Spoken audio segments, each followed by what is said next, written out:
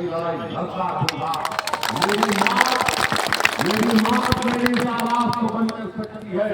मैं मर भी जाऊंगा तो मुझे यकीन है कि हम जो सीमांचल की लड़ाई का आगाज किए हैं, जब हम कब्रों में जाकर आराम से सो जाएंगे, तब भी हमको यकीन है कि सीमांचल में इनकलाब बर्पा करके जाएंगे।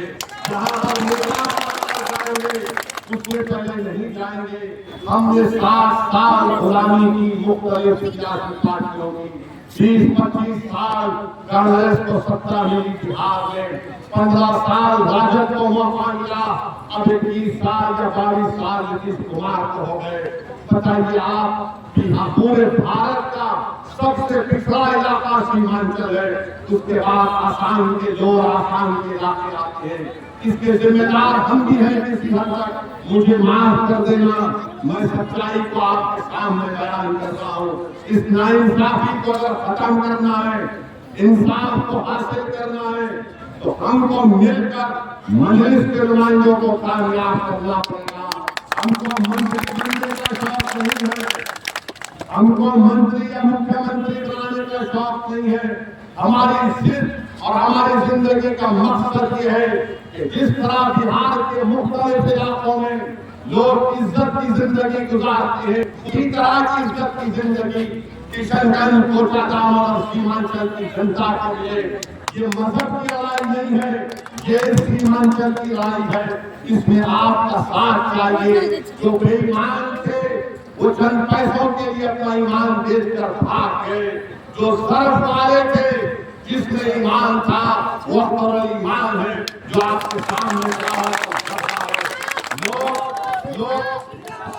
लोग बोलते हैं कि आप मंत्री नहीं बने तो क्या होगा। अरे जो मंत्री बनता है वो सिर्फ अपने घर को मोटा कर सकता है, वो गरीब की गरीबी को मिटा नहीं सकता। जो मंत्री बनता है वो तुम्हारा नुमाइंदा नहीं होगा, वो उस पार्टी की सभा के नुमाइंदा होगा। अरे आपका जब नुमाइंदा होगा, आपने देखा होगा कि ये 4 भगोड़े भाग गए, मगर एक शेर था जो बिहार की विधानसभा को हिला कर रख दिया। जो कोटा दामन हो, जो किशनगंज हो, जो सीमांचल हो, या बिहार का कोई भी वाक़या होगा, तो ईमान की बात करते आए हैं। हम आपसे अपील करने आए हैं कि आप मजलिस का साथ दीजिए और इंशाअल्लाह ताला आप और हम मिलकर सीमांचल के एक नई तारीख को रकम करेंगे। यहाँ पर स्कूल, यहाँ पर आप यहाँ पर इस इलाके में स्कूल में इतने ज्यादा बच्चे हैं कि क्लासरूम नहीं है।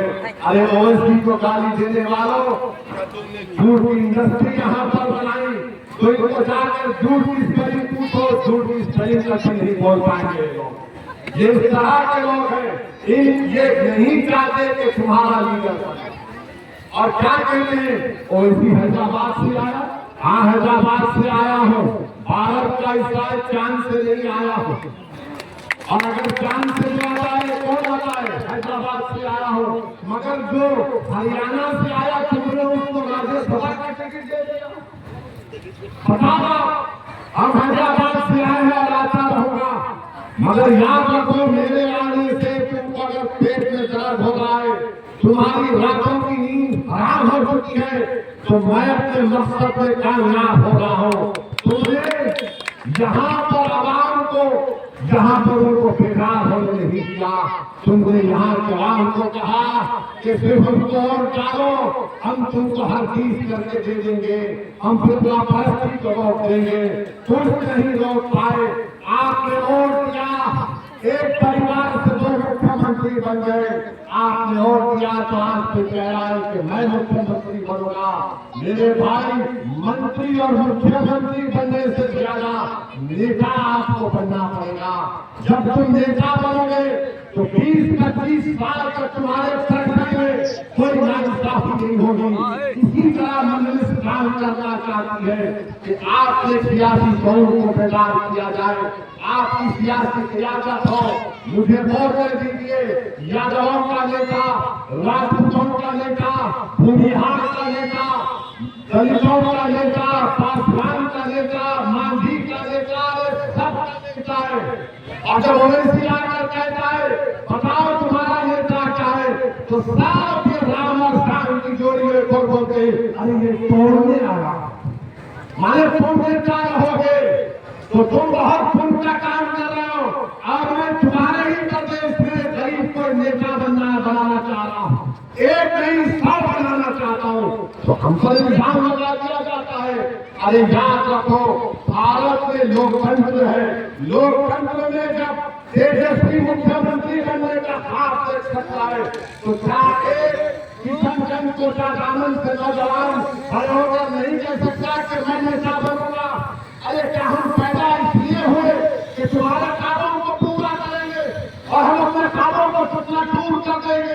क्या हम पैदा इसलिए हुए कि अपने घरों को वीरान कर तुम्हारे महलों में खिला कराएंगे? ये नहीं हो सकता। ये बराबरी की लड़ाई है, ये इंसाफ का तकाजा ये है।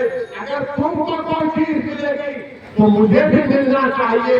मैं अब तुम्हारे सामने सर झुकाकर तुमको अपना नेता मानने को तैयार नहीं हूँ। तुम बात करना चाह रहे हो तो बराबरी की बात होगी, गुलामी की बात कभी नहीं हो सकती इंशाअल्लाह ताला। तो मेरे नौजवानों, बुजुर्गों, मेरी इज्जतदार माँ और बहनों, हम आपसे अपील कर रहे हैं कि आप मजलिस को मजबूत करिए। नौजवानों, तुम बिहार प्रदेश में तुम्हारी आबादी 60% के करीब है। ये लड़ाई आपकी है। कल आने वाला निकलने वाला सूरज तुम्हारे लिए होगा। अगर आज तुम यही समझ कर डालोगे कि हमारे दादा ने, हमारे पुरखाओं ने 50 साल से इसी नाम पर वोट दिया, का वक्त है। हमने 50 साल इन लोगों पर भरोसा किया, बताओ क्या मिला? हमको कुछ नहीं मिला। यकीनन बीजेपी को रोकना। और मोदी ने जो वक्त का कानून बनाया वो सिर्फ मस्जिदों को छीनने के लिए, कब्रस्तानों को छीनने के लिए, सरकार खानकाहों को छीनने के लिए बनाया गया है। दुनिया ने देखा कि भारत की पार्लियामेंट में किसी ने ये कहकर इस कानून को काला कानून कहकर फाड़ दिया तो उसका नाम ओवैसी था। तो मेरे अजीज दोस्तों, आप आइए, मजलिस को मजबूत करिए। आज दिन भर हमारी ऊपर सवाए हैं। 27 तारीख तक इंशाअल्लाह प्रोग्राम चलेगा। मुझे यकीन है कि ये एक मुस्लिम तब्दीली पैदा करेगा सीमांचल में, और आप तमाम का हमको साथ चाहिए। तो लगाइए मेरे साथ, सीमांचल की सरजमीन जिंदाबाद, जिंदाबाद, सीमांचल की सरजमीन जिंदाबाद, सीमांचल की सरजमीन जिंदाबाद, अपने ईमान जिंदाबाद, अपने ईमान जिंदाबाद, एमआईएम पार्टी जिंदाबाद, जिंदाबाद।